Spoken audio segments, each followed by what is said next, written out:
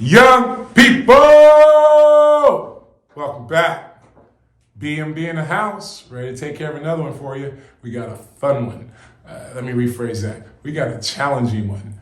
Let me rephrase that. We got one that you might not have never seen before. So if you're here for this video specifically, let's knock it out. If you're here enjoying this, long division, baby. That's what it's all about. Let's see what we got.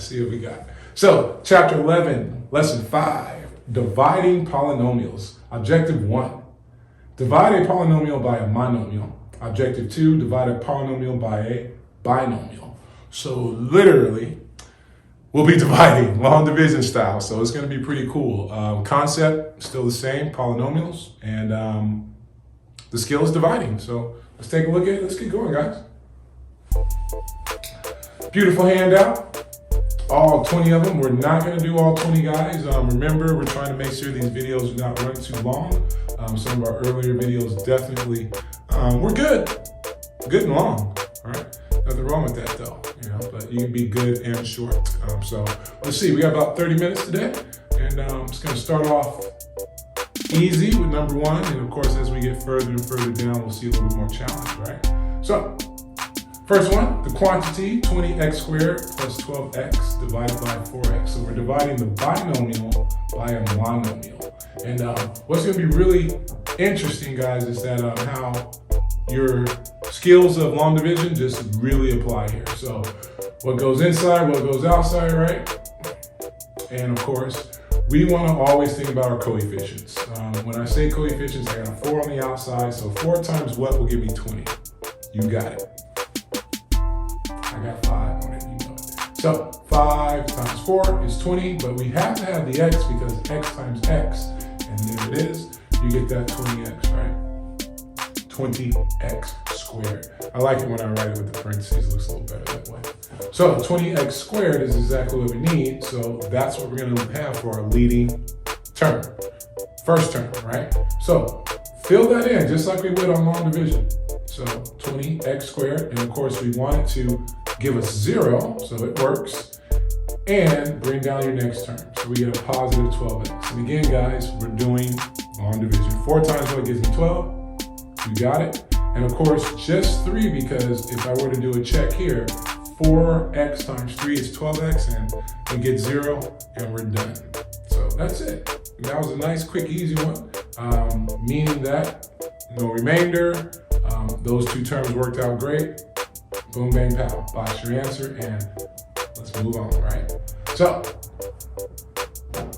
number 3 is also a trinomial divided by a monomial. So we're loving the monomial, we're loving the single term, because what's happening is you ain't got to worry too much. So when I say you don't have to worry too much, what I'm saying is 2b. Well, 2b is all that's out there, so 2b. Now I need a b squared, all right? So think about this. 2b only has 1b. I need a b squared. So 2b times what gives me b squared? Now, think carefully. We want exactly b squared, right? So if I multiply by 1 times 2 is 2, I get 2b squared. But if I multiply by half, 2 times 1/2 is 1. So 1/2 b times 2b gives me b squared. You want to make sure you eliminate that leading term. So the term we're going to use, give it to me, 1/2 b.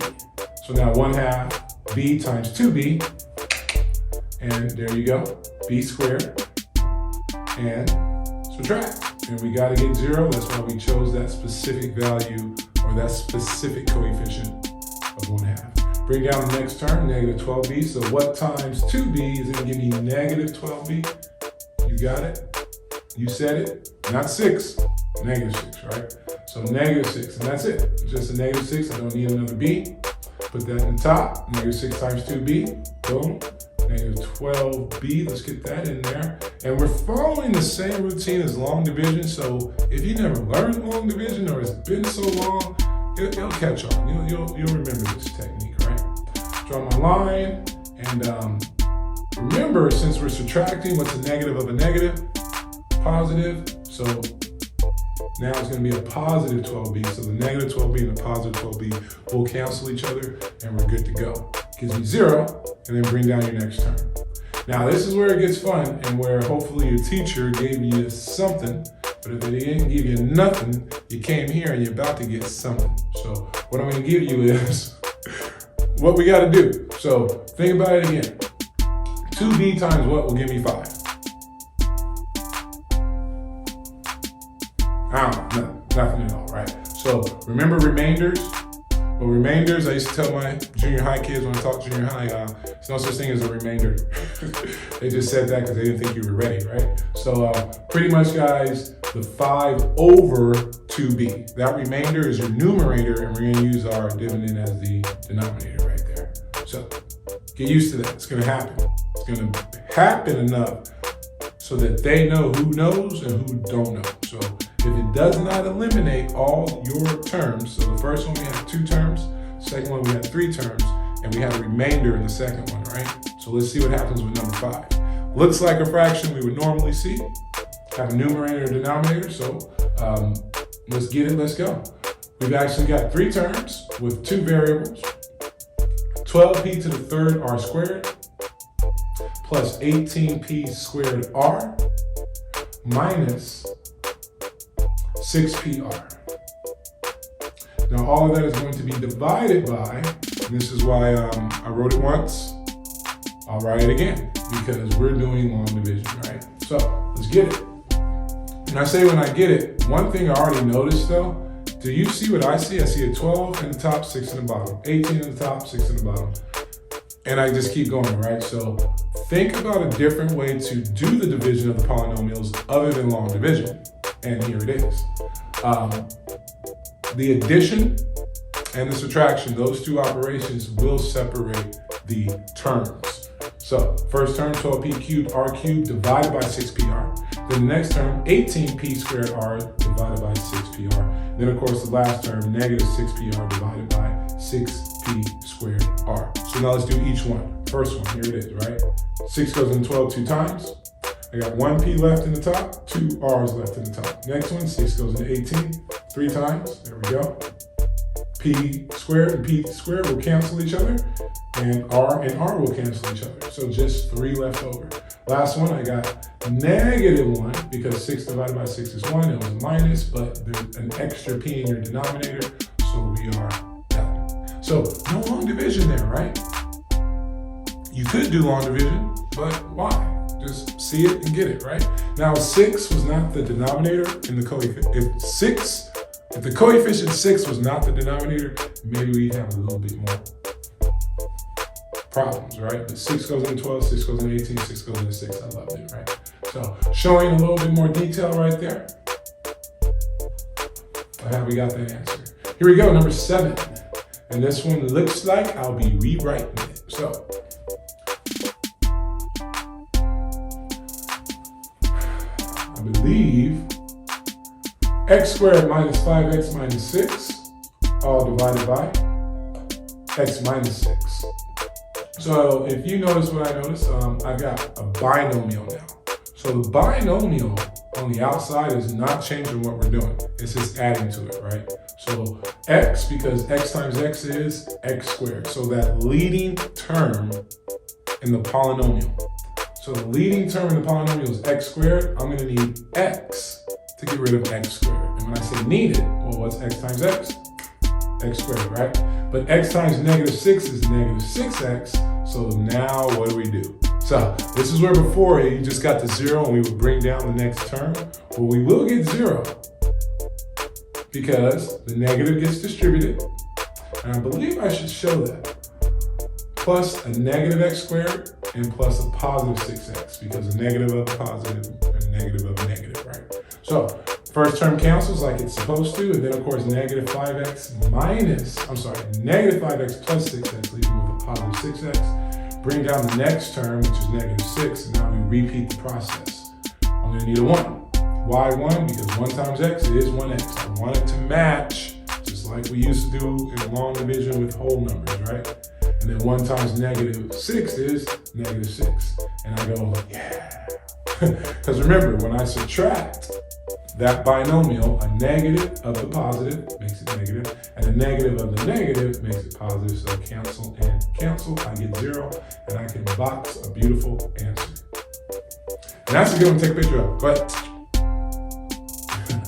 all right, so that was 7. So of course we've got evens, and with the evens, they'll be the same. You know, number 2 will start off a little easier, 4, 6, and then of course 8. But it's good to make sure that the concept, polynomials, your vocabulary, coefficients, leading term, variable, negative term, positive term, all of that good stuff, right? Binomial, trinomial. So, no, we didn't go to, we keeping it moving. 8, 10, 12, and 14, I love it. So number 8, what we got? We got a trinomial divided by a binomial. We have a squared minus 10a plus 16 divided by a minus 2. So as I'm looking in, I'm saying, all right, my binomial, a minus 2, and my first term, the leading term, a squared minus 10a plus 16, a squared. So here we go, guys. You caught on? I believe you have. A times a gives me a squared. Fill her in. Beautiful. A times negative 2 is negative 2a. So now, again, recognizing I'm subtracting, well, that's where the opposites come, right? So a negative a squared and a positive 2a. So here we go, cancel, and leaving with a negative 8a plus 16. And then I go, ooh, I see it, 2 times 8.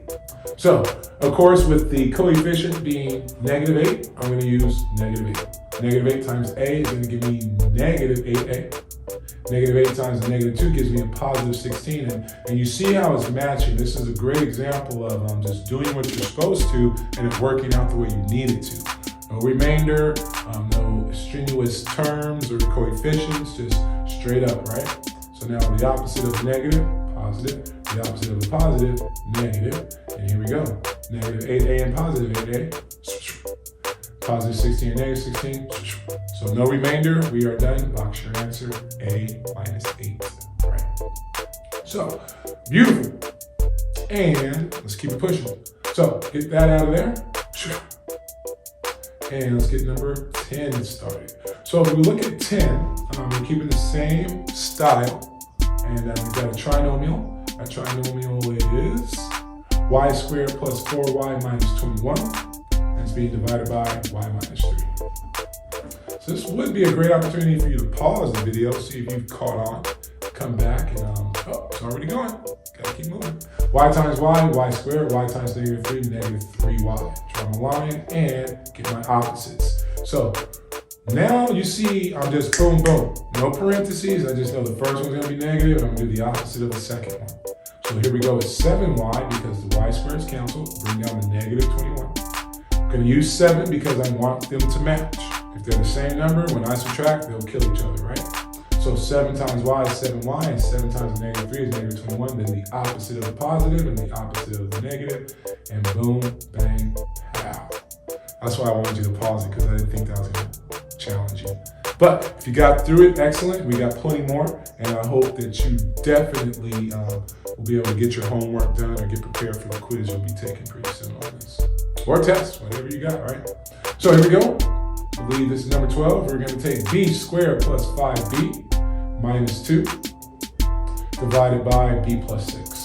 So setting her up, one goes inside, one goes outside. Again, leading term is b squared, so what times b will take care of that? B times b. And b squared plus 6b, subtract and subtract. So negative 1b minus 2. And here's what we're gonna do.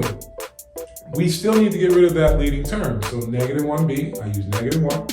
They match, so perfect. When I do the opposite, a positive 1b now and a positive 6. So negative 1b and positive 1b will cancel, but I have negative 4 and I have nothing else to bring down. There is nothing else to bring down, right? So since there's nothing else to bring down, that's our remainder. And we're gonna write that as a fraction. So b minus 1 minus 4 divided by b plus 6. All right. And yeah, beautiful thing, right? And let's get that out of here because I know we've got some more challenging coming up. We've had these be perfectly lined up for us, except for the remainder. But when I say perfectly lined up, I'm talking about our polynomials are set to a second degree. And when they're set to a second degree, that means I've got x squared, then I got an x to the first power, then I got an x to the 0 power, which basically means it's not there, it's gone, right? It's a constant, it's a regular number. Not yet, but it's coming up where we're going to have to know what to do when we do not have it set up in such a manner. So this one is though, m squared minus 2m minus 5. So m times m squared. M times negative 3, negative 3m. Subtract and add, because I'm doing the opposite. I'm gonna get a 1m minus 5, and here we go again, where, okay, I can multiply by 1, which will get rid of the 1m, but I'll have a negative 3, which will not get rid of the negative 5. So I need to know what to do. Well, first I know I need to do the opposite, so make it a negative 1m and a positive 3. And now I have a negative 2 left over. And again, with nothing left to bring down, we're not going to put a decimal and add zeros like we did with long division way back in the day. No, we know that we're going to write it as a fraction. All right. So with that though, guys, I want to say let's get to, negative 2, the remainder. Let's get to the level 2, right? I would consider this a level 1 question in regards, well, 1.5, level 2, I don't know. Depends on the student, right? But what is important is that you challenge yourselves with the ones that are challenging. We do not like it when I say we, it's somebody that loves you, right? Your teachers, your parents, anybody. Don't stick with the easy ones because they won't always be easy. You gotta challenge yourself. For example, wow. What's going on here? We're doing 20. We're starting from the bottom to the top. Who said that? So, y cubed minus y squared minus 40. Well, I recognize I'm missing some y's. And the reason why I'm missing y is because it needs to go down, descending. Y cubed, y squared, then y to the first invisible one, right? So I'm gonna write it in right here. 0, y. Because what's 0 times y? You got it, right? So really, it's up there, but it's not there. So I'm gonna put it there because it keeps me in sequence. And you're gonna see what we mean by that. You need to have your 3, 2, 1, 0. So I have 3, 2, and 0, but now I got 3, 2, 1, 0. So y squared times y, good. They match. And when I take the opposite, they'll cancel. And then of course, y squared times negative 4. We're good. The y squared lines up. They need to line up. And that's what I mean by everyone we've done so far. They've all lined up right above the term they need to be above. So I can draw my line, take the opposite of y cubed and the opposite of negative 4, y squared. So there we go. And now the y cubes will cancel. And now I got negative 1 and a positive 4. So how about a positive 3y squared? And bring her down. And this is what I mean by now we've got something that can be challenging, because if we did not have the 0y there, you would have brought down negative 40, and that would have threw your whole game off. So I didn't draw the little dotted line to show me bringing it down. It's okay, no biggie. But what do we need to get rid of that first term? A 3. So 3y. 3y times y is 3y squared. Now 3y times negative 4 is actually negative 12y. Now those are like terms, right? That's what we needed. Now that they're like terms, it doesn't matter because it's 0, but they line up. Y lines up. Y's have to stay with y's, y squared stay with y squared, y cubed stay with y cubed, so we're good. The opposite of a positive 3y squared and the opposite of a negative 12y. So now cancels, and I'm left with 12y minus 40, because the 40 will come on down, right? And of course, gotta get rid of that leading term, so I'm gonna use 12. And a positive 12 with that. So 12 times y, you got it, 12y. And now, interesting, 12 times a negative 4 will actually give me negative 48. But that says 40, Mr. Kraft. I said, yeah, it does, but what happens? You can have a remainder. Happens a lot. So let's knock her out, because we need to finish the terms. So we have 4 terms under there, so guess what? We're about to finish up this last term. All right, and why do I circle the 8? Because that's going to be the last term. Your remainder goes in the numerator, and what you're dividing by is your denominator. All right, guys, so there's your boxed answer. And again, guys, like I said, having fun? Being challenged? Absolutely. So definitely wanted to give you all I got in handling the dividing of polynomials. I'm sure we got time for at least one more, maybe 2. You do notice that I went to the bottom of the handout, took care of 20. So let's see if I can get to the bottom of some more of these and take care of. There we go. 19. So 19 right there, as you notice. N cubed minus 6n minus 2 divided by n plus 1. So the first thing I recognize is that's not in descending order. We're missing something. I need 3, 2, then 1, and then the constant, right? 0. So this could be a 20-minute lesson itself, just making sure you understand descending order, standard form, leading coefficients, leading terms, and vocabulary is key, right, guys? But let's get it, because you're here, and you're getting it because you are here. N squared is going to be my first term, because n squared times n gives me what I need, n to the 3rd power. N squared times 1, now of course don't forget, opposite, so negative 1n squared minus 6n, and I hope it works out. Now I'm never worried about the first term because I can choose, right? So I choose negative 1, because it is a negative 1. So negative 1n times n, negative 1n squared, and negative 1n times 1 is negative 1n. Again, don't forget, you have to do the opposite. So the first term cancels like it's supposed to. And now I've got negative 6 and positive 1, so that's negative 5, and don't forget your n. And here we go again, where I can get rid of the n term by just using negative 5. But don't forget what happens. Negative 5 times n is negative 5n, but negative 5 times 1 is negative 5. When I get ready to subtract, one of them worked, the other one did not, but I've already gotten used to having a remainder. So go ahead and write that as my numerator, and my denominator is n plus 1.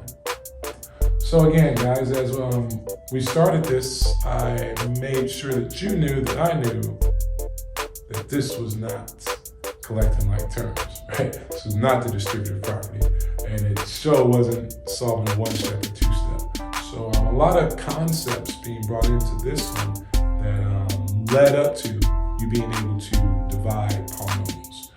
Great video, at least in my opinion. You tell me in the comments. Thanks for coming out, guys. Look forward to the next one. See you soon.